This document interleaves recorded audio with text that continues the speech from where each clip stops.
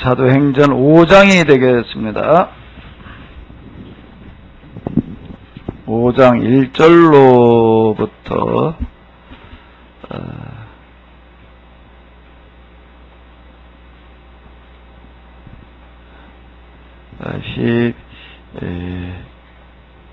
13절 14절까지가 되겠습니다. 아나니아라 하는 사람이 그 안에 삽비로로 더불어 소유를 팔아 그 값에서 얼마를 감춤해 그 안에도 알더라. 얼마를 가져다가 사도들의 발 앞에 두니 베드로가 가로되 아나니아야 어찌하여 사단이 내 마음에 가득하여 내가 성령을 속이고 땅값 얼마를 감추었느냐. 땅이 그대로 있을 때에는 내 땅이 아니며 판 후에도 내 임으로 할 수 없더냐. 어찌하여 이 일을 내 마음에 두었느냐. 사람에게 거짓말한 것이 아니요 하나님께로다. 아나니아가 이 말을 듣고 엎드러져 혼이 떠나니 이 일을 듣는 사람이 다 크게 두려워하더라. 젊은 사람들이 일어나 시신을 싸서 메고 나가 장사하니라. 3시간쯤 지나 그 아내가 그 생긴 일을 알지 못하고 들어오니 베드로가 가로되 그 땅 판값이 이것뿐이냐. 내게 말하라 하니 가로되 예 이뿐이로라. 베드로가 가로되 너희가 어찌 함께 꾀하여 주의 영을 시험하려 하느냐. 보라 내 남편을 장사하고 오는 사람들이 다리 문 또 너를 메어 나가리라 한대. 곧 베드로의 발 앞에 엎드러져 혼이 떠나는지라. 젊은 사람들이 들어와 죽은 것을 보고 메어다가 그 남편 곁에 장사하니 온 교회와 이 일을 듣는 사람들이 다 크게 두려워하니라. 사도들의 손으로 민간의 표적과 기사가 많이 되매 믿는 사람이 다 마음을 같이하여 솔로몬 행각에 모이고 그 나머지는 감히 그들과 성종하는 사람이 없으나 백성이 칭송하더라. 믿고 주께로 나오는 자가 더 많으니 남녀의 큰 무리로라. 아멘. 4장까지를 보게 되면 정말로 모여서 열심히 기도할 때 우리 하나님께서 함께 하셔서 역사에 없는 그와 같은 일들이 일어나는 것을 볼 수가 있습니다. 하나같이 다 제재물을 내 거라 하는 사람이 없더라. 이건 사실 어려운 얘기예요. 어려운 얘기예요. 특별한 사람이 없으니 참 이런 일들이 이제 일어나게 되는데 이제 여기 아나니아라 하는 사람이 그 안에 삽비로로 더불어 소유를 팔아 그 값에서 얼마를 떼어놓고 가져왔다라고 하는 겁니다. 헌금을 하는데 자 떼어놓고 와서 이제 헌금을 하는데 뭐가 문제가 된 거죠? 이제 아나니아 삽비라가 같은 날 죽는데 뭐가 문제가 된 거예요? 떼어놓은 게 문제가 되나요?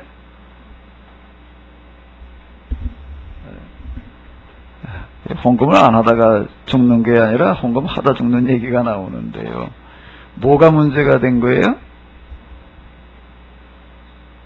땅을 팔아가지고 와서 헌금을 하는데 어떻게 했다는 거예요?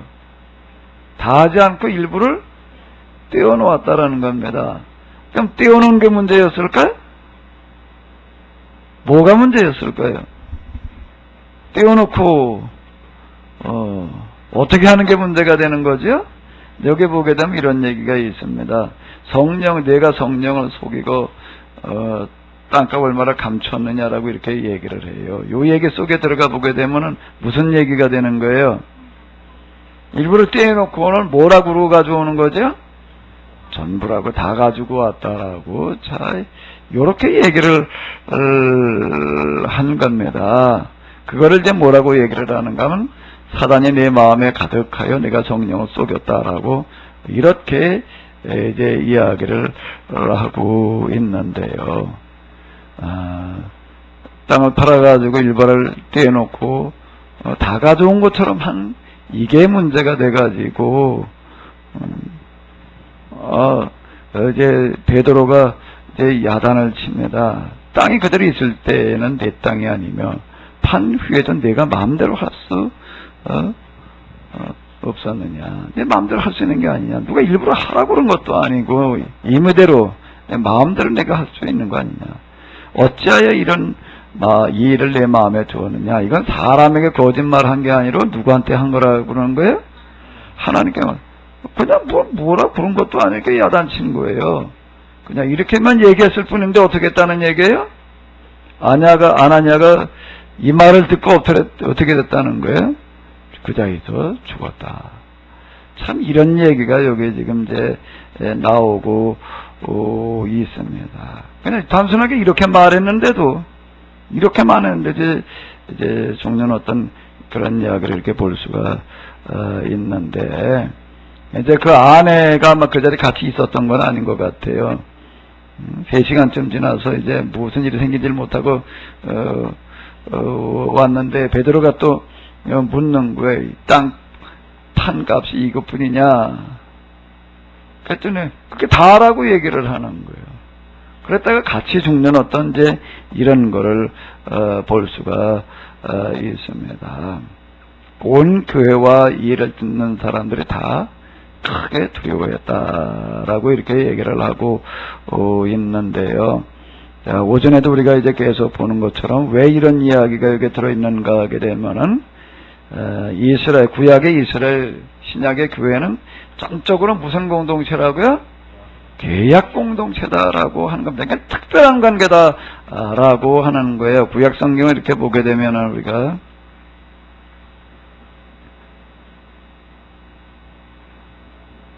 여호수아서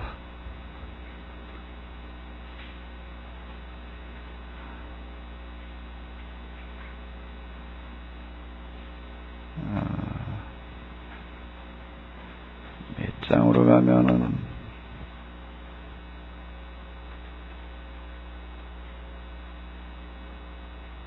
자, 여기 7장에 보게 되면은 이 7장에 보게 되면은 이제 여호수아가 이스라엘 사람들을 데리고 이제 여리고성을 점령을 하고 그 다음에 이제 아이로 올라가게 되는데 아이성, 여호수아성, 여리고성 다음에 이제 조그만 성이 있었습니다. 여호수아가 아주 여기서 이제 쉽게 생각을 한 게 여리고에 비하면 아이성은 너무나 작은 것이기 때문에 이건 뭐 이렇게 우리가 다 갈 것까지도 없다라고 이제 이렇게 생각을 해가지고 이제 3,000명만 보냈다라고 하는 거예요. 그래서 정탐을 하고 와라 그랬더니 아이성은 그건 조그만 성입니다. 여기 보게 되면 이렇게 이제 얘기를 하고 있습니다. 한번 같이 읽어보실까요? 여기에 있는 우리의 모두가 올라가 아이성을 치를 필요는 없을 듯합니다. 그 사람들은 얼마 되지 않습니다. 우리 모두가 올라가면 오히려 번거로울 뿐입니다. 한 2,000~3,000 명만 올라가 아이성을 공략하도록 하시지요. 아이는 그다지 큰 성읍이 아닙니다.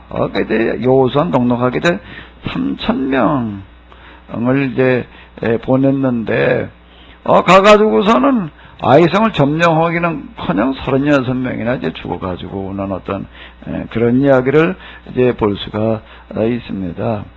이제 여호수아가 이제 당황해가지고 하나님 도대체 이게 어떻게 된 겁니까? 왜 우리가 여리고성은 점령하는데 이 작은 아이성에 가가지고 우리가 이렇게 실패를 해야 됩니까? 그랬더니 뭐라고 이제 하나님께서 얘기를 하시는가 하게 되면은 여기 이렇게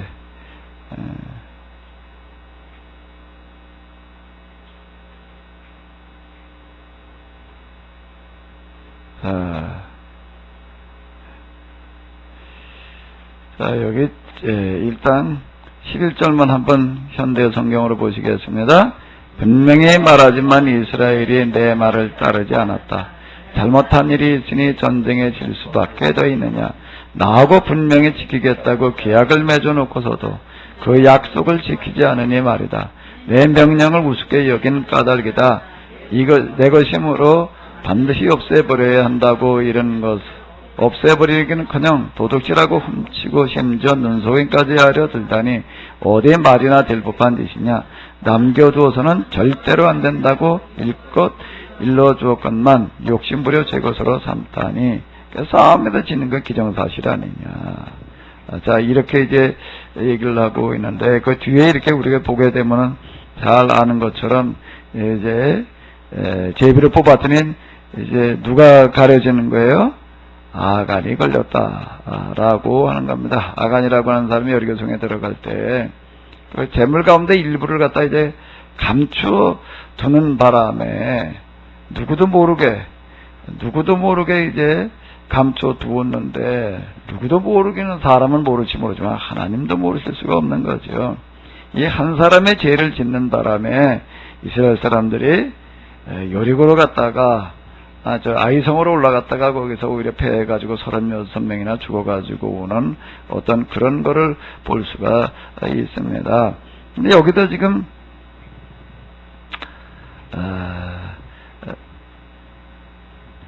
이런 얘기를 하고 계시는 거예요.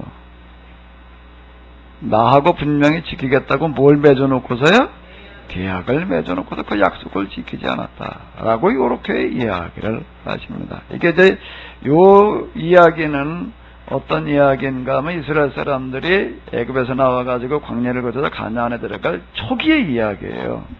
초기의 이야기에 이런 이야기가 들어있습니다. 이건 무슨 얘기인가 하게 되면 이 계약 공동체가 앞으로 얼마나 순수해야 되는가, 얼마나 그리고 이 말씀에 잘 따라야 되는가. 그리고 이 계약은 공동으로 맺은 거기 때문에 이게 한 사람이 어기게 되면 어떻게 된다는 거죠? 그 화가 모두에게 미친다라고 하는 거를 본보기로 보여주시는 겁니다. 이게 초기에 일어나는 그런 이야기예요. 사실 그 이후에 이스라엘이 이거보다 뭐 더 큰 말도 안 되는 계약을 깨는 일들이 많이 있었지만 매번 그러시는 거는 아니에요. 근데 이건 이제 본보기로 아주 초기에 이와 같이 이제 보여주시는 어떤 이제 그런 이야기가 지금 나오고 있는데, 이스라엘 공동체, 이 계약 공동체는 정말 거룩한 공동체여야 된다라고 하는 것들을 여기서 지금 이제 이렇게 이야기를 해주고 있습니다. 이게 이제 여호수아서 가나안에 들어갈 때 여리고성을 점령하고 그 다음 성에 갔다가 이제 이러는 것을 볼 수가 있습니다. 그래서 이제 아간과 그 가족을 다 이제 처형하고 난 다음에 가서야 그 다음에 이제 아이성을 점령하게 하셨다라고 하는 건데요. 지금 여기도 이제 마찬가지가 되는 거예요. 이제 교회가 막 생겨나가지고 이제 자리 잡아가야 될 그와 같은 그 시점에 있었던 그런 일인데, 이게 아나니아 삽비라라고 하는 사람이 이제 땅을 팔아가지고 갖다 헌금을 하면서 일부를 남겨놓고서는 다 가지고 온 것처럼 일부를 남겨놓고 일부를 가져왔다 그러면 아무 문제가 없습니다. 또 땅을 안 팔아가지고 왔다라고 해도 문제가 되는 것도 아니에요. 누가 팔아가지고 오라고 그런 것도 아니고 자기 임의대로 하는 거예요.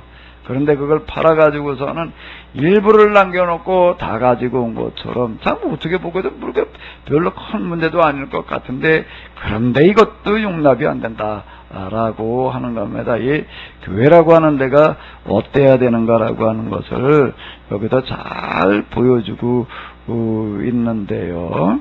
베드로가 뭐 이렇게 단체부터 뭐 너 이제 죽을 일이라고 얘기를 한 것도 아니고 왜 내가 성령을 속였느냐, 하나님을 속인 거다라고 이와 같이 얘기했을 뿐인데, 이제 이 아나니아가 그 자리에서 죽었다라고 이렇게 이야기를 하고 있고요.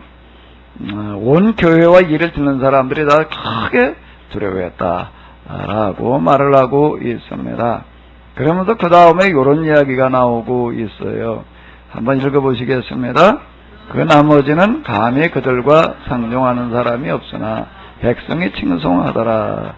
5장 13절이죠.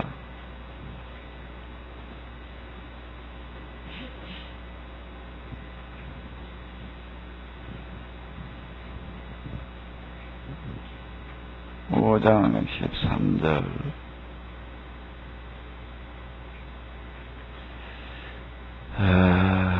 그 나머지는 감히 그들과 상종하는 사람이 없으나 이게 다개혁인가? 다른 걸로다가 한번 볼까요? 뭐라고 다른 번역에서는 번역을 해놓았나 모르겠네. 이거는 또 새 번역을 한번 보자고요.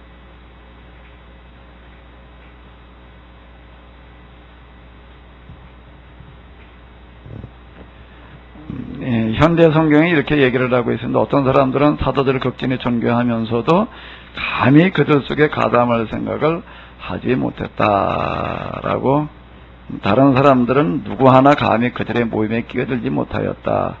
예, 그들의 모임이라고 하는 건 이제 사도들을 지금 이제 얘기를 하는 겁니다. 그러겠면 이제 사도를 얘기를 하는 건데요.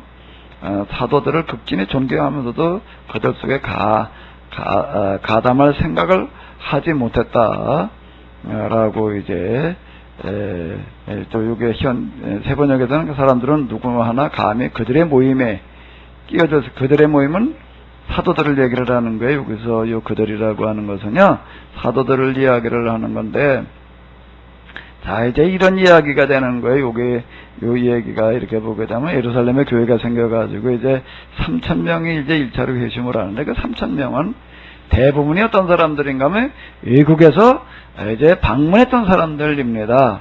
그래서 이제 그들은 자기 지역에, 자기가 살고 있는 지역의 언어로 이제 사도들이 방언을 말하는 걸 보고서 이제 예수님을 믿게 됐던 사람들, 그러니까 이제 외국에 나가 있는 그런 이제 교포들이 되는 거고요.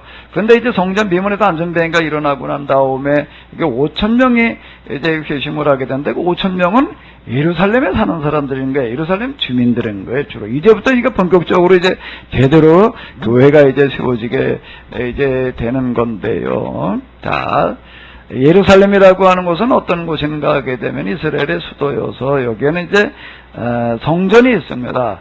그 성전을 중심으로 해가지고도 제사장들이 있는데, 예루살렘에 있는 제사장들은 그러니까 중앙 제사장인 거예요. 제사장 중에서 이제 대표적인 사람들 대제사장, 그리고 이제 그 주변 사람들이 주로 이제 예루살렘에 있는 거고요. 저 지방에 있는 제사장들이 예루살렘에 있던 건 아니니까 지방에도 이게 제사장들이 이제 쭉 있습니다. 그럼 이제 여기는 제비를 뽑아가지고 지방 사람들은요, 제비를 뽑아가지고 이제 한 주씩 돌아가면서 이제 예루살렘에 올라와가지고 이렇게 봉사를 하는 거예요. 여기서 섬기는 일을 하는 거고, 그 사람들은 이제 이렇게 제비 뽑아가지고 일시로 와서 머무는 사람들이고, 예루살렘에 이제 상주하는 사람들이 있습니다. 상주하는 제사장들은 이제 대제사장, 그리고 고위 제사장에 속하는 사람들은 예루살렘에 이제 이렇게 상주를 했습니다. 그러니까 이제 제사장들이 주로 이제 있고, 그 다음에는 또 누가 있는가 하게 되면 여기에 실제 이스라엘의 그 신앙을 이끌어가는 사람들은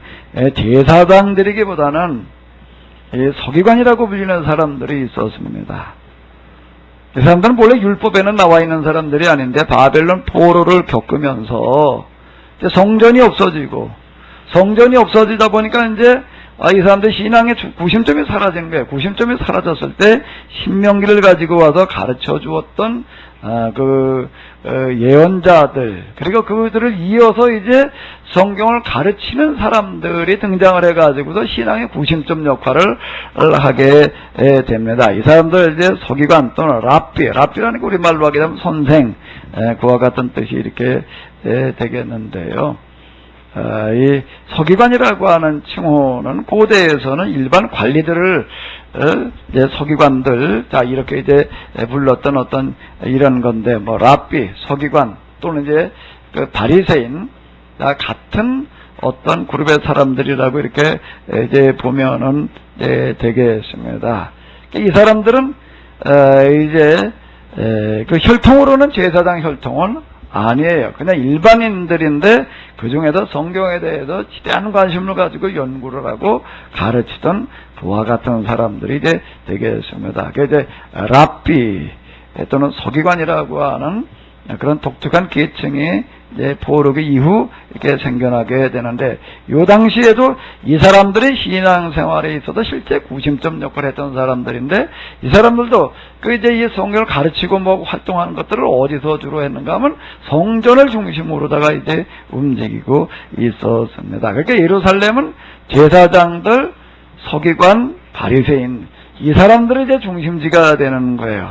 이 사람들이 수축을 이루면서 이제 신앙생활들을 하고 있었는데 5,000명의 회심을 했다라고 하는 그 5,000명 숫자 가운데에는 제사장들도 있었고요. 거기 보면 제사장들도 있었다는 얘기가 뒤에 가서 보면 나오게 되는데, 또 그 중에 이제 서기관 바리새인 이런 사람들도 여기 이제 많이 끼어 있었어요. 이제 서기관은 직접 성경을 가르치는 랍비고, 바리새인들도 이제 가르치고 뭐 그러는 사람들이기는 하지만, 이 사람들은 주로 실천 쪽에다가 이제 초점이 맞춰져 있던 어떤 이런 사람들입니다. 근데 서기관이 다 이제 바리새인이었고, 또 바리새인들 가운데 또 서기관들이 있었기 때문에 이제 같은 이름으로다가 이제 주로 이렇게 불리게 되어집니다. 그러니까 이 사람들은 어떤 사람들인가 하면, 특히 여기 서기관 바리새인 이쯤 되게 되면은요, 성경 전문가예요. 요즘으로 얘기를 하면 아주 신학 박사들을 이야기를 하는 건데요. 이 사람들은 아주 어린 나이 때부터 이 서기관 밑에 가가지고 거기서 먹고 자면서 성경을 배우고 또 그 배운 대로 사는 훈련을 받았던 그와 같은 사람들입니다. 그 서기관 랍비 여기 얽혀진 어떤 그런 이야기들을 이렇게 보게 되면은요, 이 사람들은 거의 성경, 즉 구약 성경을 다 암기하다시피 하는 사람들이었다라고 하는 겁니다. 성경을 어느 정도로 열심히 하는가 하면 이걸 다 암기하다시피 할 만큼 열심히 하는 어떤 이제 그런 사람들이에요. 제가 여기 대학원에 와서 이제 가르치시는 교수님들 가운데에서 이제 이 성서신학, 신약이나 구약 이렇게 전공하신 분들 이렇게 보니까 어떤 한 분은 거의 그냥 암기해가지고 이렇게 서울대 출신이신 분이 있는데, 그분이 이렇게 하는 걸 보니까는 거의 다 암기해서 얘기하다시피 신약성경 이제 부분에서 이제 그렇게 하시는 거 이렇게 이제 제가 봤는데, 그분께 성경을 가지고 왔더라고요. 성경을 가지고 왔는데 요즘처럼 이렇게 가로쓰기도 아니야. 옛날 세로쓰기 성경책 가지고 계신 분 계시나? 옛날 세로쓰기요. 몇십 년 전 거예요. 몇십 년 전 건데 그 성경을 이렇게 들고 와서 이렇게 보시더라고요. 그러니까 내가 그 성경을 한번 이렇게 펼쳐봤는데 성경 어느 한 장도 빈틈이 없어요. 아주 빼곡하게, 아주 글씨도 그냥 깨알같이 해가지고서 아주 빼곡하게 이렇게 써놨고요. 빼곡하게 써놨고, 거기다 또 종이들을 갖다 이렇게 끼워가지고 또 메모지를 갖다가 뭐 이렇게 해놓은 건 어떤 이런 거를 이렇게 봤는데, 이게 뭐 성경 전체가 다 그냥 메모장이다라고 할 만큼 아주 그렇게 해놨어요. 그래서 그걸 보고서 옛날 서기관들의 어떠한 모습을 이제 보는 것 같았는데, 이번은 또 그냥 암기력도 대단하시더라고요. 뭐 이렇게 그냥 몇 장 무슨 전반절 하반절 이래가면서 쭈루루 얘기를 하는 걸 보니까는 거의 암기 수준이야. 아주 몇 장 몇 절 장절까지 다 이렇게 암기해서 얘기할 정도로다가 이렇게 이제 하시던데, 사실 구약의 이 랍비라고 불리는 사람들은 거의 다 그 수준이었어요. 암기하는 수준이었어요. 어딜 이렇게 그냥 방문하러 갔는데 거기서 갑자기 이제 성경을 좀 랍비가 왔으니까 좀 가르쳐 주십시오. 어디를 예언서 뭘 좀 우리한테 좀 가르쳐 주시고 가십시오. 근데 이 사람은 성경을 안 가지고 온 거예요. 뭐 요즘처럼 옛날에 성경 휴대한다는 게 거의 어렵습니다. 두루마리 이런 걸 쓰여져 있을 때는요, 성경 한 권만 해도 한진 분량이거든요. 그러니까 그걸 가지고 다닌다는 건 이제 어려운 시대인데, 이분이 성경이 없었어요. 갈 때는 없었는데 그 이튿날 들고 나와가지고 가르쳤다고요. 뭘 가지고 가르쳤을까요? 밤새도록 외워서 썼어요. 갖다 베낀 게 아니고요. 거기다 딴 거 가지고 베낀, 성경이 그때는 이렇게 흔한 때가 아니거든요. 그러니까 거기에, 이거 가르쳐달라고 해서 좀 성경을 가져와라 그래서 가르치면 되지. 가져올 성경이 없는 거예요. 거기에, 그 지역에는. 가져올 성경이 없으니까 그걸 어떻게 하는가 하면, 밤새도록 그거를 외워서 써가지고 와서 가르쳤다라고 하는 어떤 이제 그런 이야기들이 있는데, 그 정도로 이 사람들은 이제 성경에 통달한 사람들입니다. 제가 처음 교회를 나가던 게 77년, 어가 이제 70년대 후반인데, 그때 성경에 대해서 좀 관심 많이 가지고 있는 어떤 분 얘기하기를 뭐라고 얘기를 하는가 하면, 전 세계에 성경을, 신구약 성경을 장절을 다 정확하게 외우는 사람들이 있는데 몇 명쯤 되는가 하면 한 40명쯤 된다고 그러더라고요. 한 40명쯤 몇 장 몇 절 그러면 그냥 이렇게 나온대. 그런 사람이 있다고 그러더라고요. 나 교회에서 그 몇 번 이렇게 뭐 성경 암송대회 하고 그러는데 이렇게 좀 그거 해보려고 그러면 난 암기력은 잘 안 되더라고요.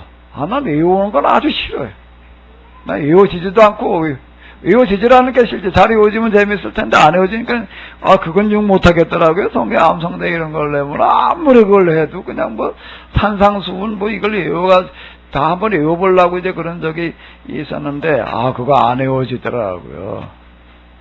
근데 제가 어떤 교수님 댁에 이렇게 한번 갔더니, 아직 하나는 유치원이고 큰애는 1학년인가 2학년인가 그런 집에 갔었는데요. 큰애가 딸이에요. 작은애는 아직 초등학교를 안 들어갔어요. 이제 제가 가니까 나와서 점사님들 인사드려라. 그러고 나서는 들어가려고 그러니까 다시 불러더라고요. 다시 부르더니 전도사님들인데서 성경 좀 한번 외워봐라. 그래요. 그러니까 애들이 그렇게 외워봐라. 그러니까 어디를 외울까요? 그러는 게 창세기 몇 장을 외워라. 그 몇 장에 줄줄줄줄줄 나와. 아니 쳐다보고 읽는 것도 쉽지 않아요. 틀린다고요. 둘이 서서 외우는데요. 나이 차이가 한 3살쯤 되더라고요. 두 아이가 서서 외우는데 한자도 틀리지를 않아요. 그냥 뭐 녹음에 틀어놓은 거 요즘 우리 성경 읽어주는 파일 있잖아요. 이거 틀어놓은 거 같아요. 그냥 계속 나와요. 이게 계속. 그러니까 이제 그 다음에 수도 보고 어디 해봐라. 신약 성경으로 내려와서 그러니까 또 어디를 또 그냥 그렇게 나가. 그 다음에 시편 어디부터 해봐라. 그런 식이에요. 난 거짓말 같더라고요. 그래서 그게 어떻게 가능했냐 내가 놀래가지고 물어봤어요. 성경 암송할 때 조금 외우는 것도 그렇게 안 되던데 얘들은 그냥 그러니까 거의 다 그런 식으로다가 외우는 거예요. 그게 어떻게든 그게 가능하냐 그랬더니 그 사모님이 아주 진짜 신앙이 열심히 분이었는데 정말로 어떻게 했는가 하게 되면 임신에서부터 아이들한테 성경을 계속 읽어줬대. 정말 그렇게 하는 분이 있더라고요. 임신에서부터 뱃속에 임신했다는 걸 확인한 다음부터 정말 그렇게 읽어줬대요. 뱃속에서 읽어줬으니까 놔놓고는 안 읽어줬을까 안 읽어줬을까? 계속 그렇게 읽어주면서 이걸 애들을 키운 거예요. 애들을. 그래 놓으니까 애들이 그 다음에 말하고 시작하면서부터는 어떻게 되나 하면은 말을 딴 걸로 말을 배우는 거 아니라 성경으로 말을 배워가지고 그냥 그대로 하더라. 그래가지고 얘들은요, 몇 장 그러면 쭈르르 나오고, 몇 장 그러면은 쭈르르 나오고. 제가 그런 애들 진짜 봤습니다. 이름도 은심이 큰 애가 은심이 하고, 그 밑에가 뭐였더라. 이름도 이제 왔다 갔다 해가지고서, 뭐였는데, 하도 내가 좀 크게 해가지고서, 그 정도예요. 지금 예루살렘에 있는 여기 교회에 들어온 5,000명이라고 하는 사람들 가운데에는요, 그런 사람들이 수두룩한 거예요. 성경에 대해서 이렇게 통달한 사람들이 수두룩해요.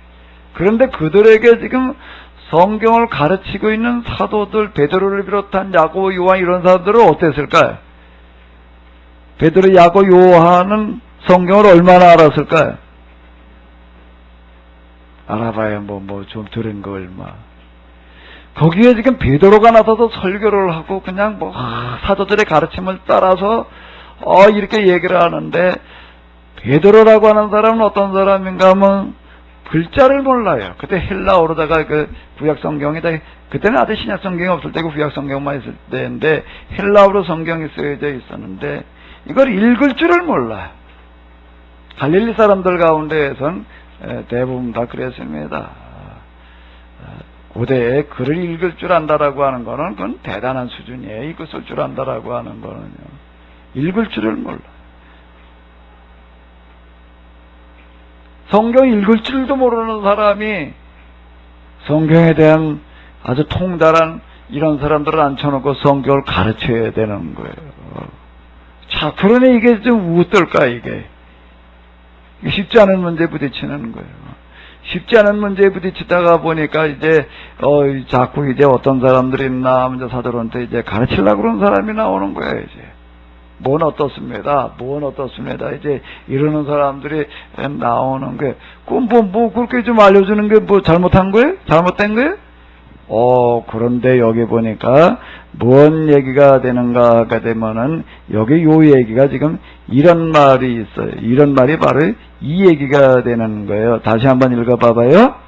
어떤 사람들은 사도들을 극진히 존경하면서도 감히 그들 속에 요 얘기가 무슨 얘기가 되나 하면 그럼 그런 얘기가 되는 거예요.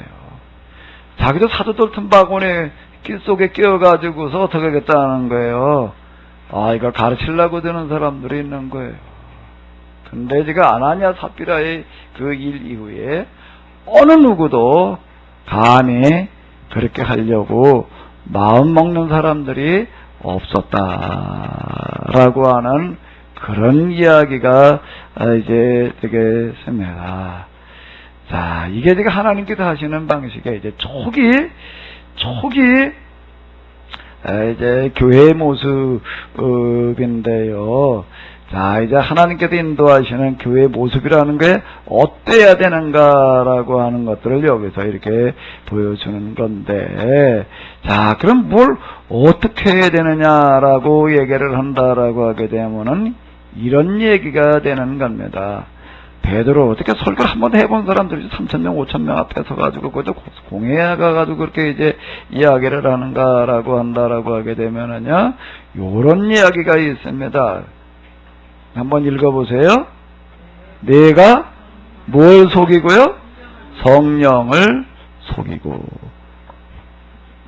그 다음에 이제 4장에 이렇게 우리가 앞에서 이렇게 봤던 것들을 보게 되면은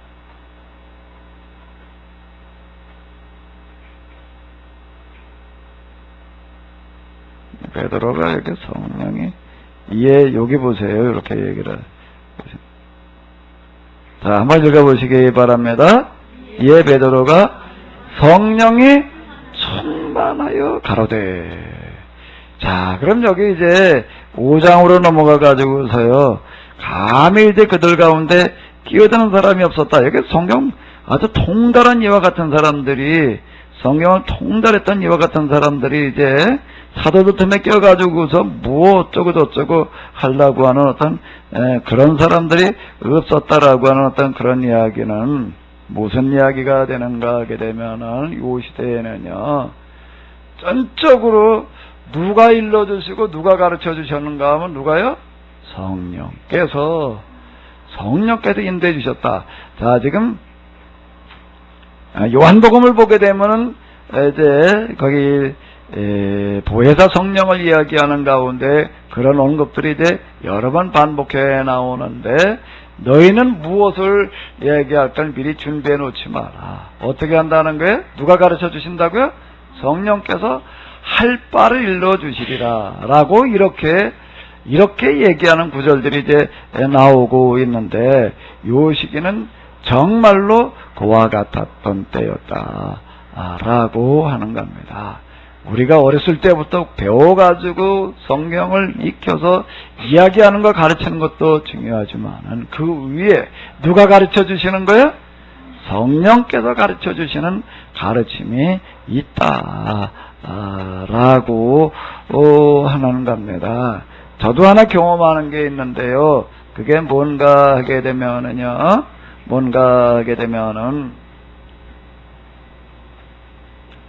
제가 이번에도 가가지고 욥기를 해석하고 이제 그러고 왔는데, 욥기를 제가 이렇게 준비하고 그러면서도요, 제가 사실 욥기에 관한 책들을 이제 몇 권 읽었습니다. 그 몇 권 가운데는 아주 굉장히 어려운 책도 있어요.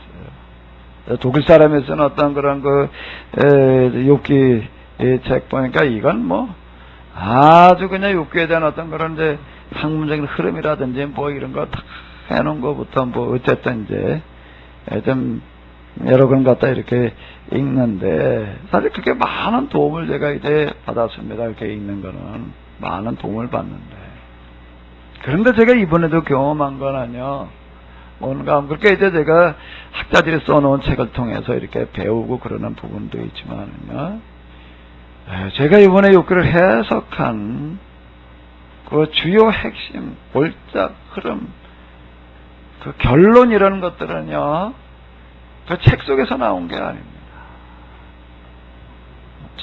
그 책에서 나온 게 아니에요. 제가 사실 이번에 욥기를 끌고 나간 그 핵심 부분은요, 어느 책에서도 다루고 있지 않는 어떤 그런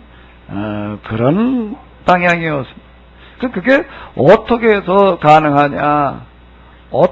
가능하냐라고 하게 되면은, 물론 제가 이런저런 거 책 읽기 전에 이번에도 욥기를 먼저 한번 이제 그냥 성경 자체를 한번 읽어요.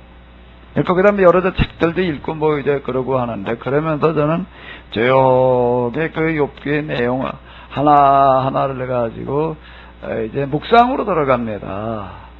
내용을 가지고 묵상으로 들어가요. 이 본문을 학자들은 이렇게 얘기를 하고 있는데, 이거를 어떻게 이거를 정리하는 게 좋을까라고 이러고 이걸 가지고 묵상을 하다가 보게 되면은요, 묵상이라는 게 그거 가지고 곰곰이 이제 혼자 그냥 조용히 생각을 하는 겁니다. 조용히 기도하면서 저는 이제 그거를 이제 기도 사색 이제 혼자 이렇게 생각을 하는데, 이러다 보게 되면은요, 놀랍게도 하나님께서 이렇게 알게 하시는 부분이 있어요. 그래서 그걸 가지고서 사실 제가 이분한테 지금 끌고 나가는 거예요. 저는 이렇게 고백을 할 수가 있습니다. 학자들을 통해서도 배울 수 있는 게 참 많아요. 그리고 꼭 그건 제가 합니다. 어느 책을 하자니 반드시 제가 그 과정을 거쳐요. 그 과정을 거쳐가지고 읽으시며 들여다보는데, 근데 마지막 마무리 부분은 뭘로 하는가 하게 되면은 하나님께서 주시는 영감이에요. 사실 지금까지 제가 이제 그런 식으로 다 이거를 이제 끌고 이제 이렇게 오게 되는데요. 여기서 지금 얘기되고 있는 어떤 이런 부분들도 지금 이 베드로가 성령에 충만해서 성령으로 말을 했다라고 하는 어떤 이런 부분들이 있는데, 이거는 그 당시 아무리 그 랍비들이 이렇게 성경에 통달했다라고 하더라도 그들이 보고 있는 것과는 다른 쪽을 얘기하는 어떤 그런 부분들이 있었다라고 하는 겁니다. 그래서 감히 그들 가운데 가담을 생각을 하지를 못했다라고 하는 것은, 지금 우리가 4장 여기에서 사내들인 어떤 여기 끌려가가지고서 신문 받으면서 베드로가 하는 어떤 그런 얘기에 대해서 우리가 오전에 봤던 것처럼, 본래는 학문이 없는 자들이 어떻게 저렇게 이야기하는지 기이하겠다라고 하는 그런 이야기가 있습니다. 아니, 성경을 공부한 적이 없는데, 배운 적이 없는데, 베드로라는 사람 보니까 글도 모르는데, 그런데 성경을 어떻게 저렇게 해석할 수 있는지 그걸 기이히 여겼다라고 이렇게 얘기를 하고, 그건 예수님께서 이제 성경 해석하시는 것을 보고도 똑같은 그런 이야기들을 이제 이 랍비들이 하는 거, 서기관 바리새인들이 하는 어떤 그런 이야기들 우리가 복음서에서 이렇게 볼 수가 있는데요. 무엇 가지고서 이 갈릴리 사람들, 사도들이 예루살렘에서 성경에 통달한 사람들한테 어쨌든 설교를 하는데, 설교가들이 먹혀 들어가야 될 거 아니에요. 존경하면서, 극진히 존경하면서도, 여기 뭐 극진히 존경하면서도 감히 그들 속에 가담할 생각을 하지 못했다라고 하는 그런 이야기는 무슨 이야기인가 하게 되면은, 공부에서는 나올 수 없는 기존의 서기관들이 공부하던 방식으로 공부해서는 나오지 않는 그 어떤 해석이 여기서 있었다라고 하는 그런 이야기가 되는 거고요. 그리고 이 해석은 단순한 공부가 아닌 실천으로 나아가게 하는 놀라운 힘이 여기 있었다라고 하는 겁니다. 그게 아나니아 삽비라 사건이 지금 이제 여기서 하나로 보여주는 어떤 이런 거예요. 성경을 아무리 통달을 해가지고 얘기를 한즉 아나니아 삽비라 사건처럼 우리가 하나님 앞에 나와서 헌금 하나 할 때 어떤 자세로 어떻게 해야 되는지를 이렇게 살아있는 교훈으로 얘기할 방법이 있겠어요. 우리 하나님께서는 어떤 분이신가 하게 되면은 일이 되게 하시는 분이신 줄로 믿습니다. 예루살렘에서 뭘 가도 어떻게 해봐라라는 얘기가 사도들로서는 전혀 할 수 없는 그런 일들이에요. 사도들이 거기 가가지고도 어떻게 발을 붙이고 살아요. 그 의인만 사는 그런 곳이에요. 그러니까 또 하는 사도들이 거긴 다 성경에 통달한 박사들만 있는데 거기 가가지고서 어떻게 설교를 해요. 뭐라고 성경을 가르쳐요. 그런데 그게 성령께서 그걸 가능하게 하셨다라고 하는 건데요. 사실 오늘 우리도 별로 다를 바 없습니다. 별로 다를 바 없는데요. 한 주일 동안 세상에 나가서 사실 때 성령으로 인도함 받으시고 충만함 받는 그런 은혜가 함께 하시기를 바랍니다. 성령으로 함께 하시기 바랍니다. 그런 한 주일 동안 될 줄로 믿습니다.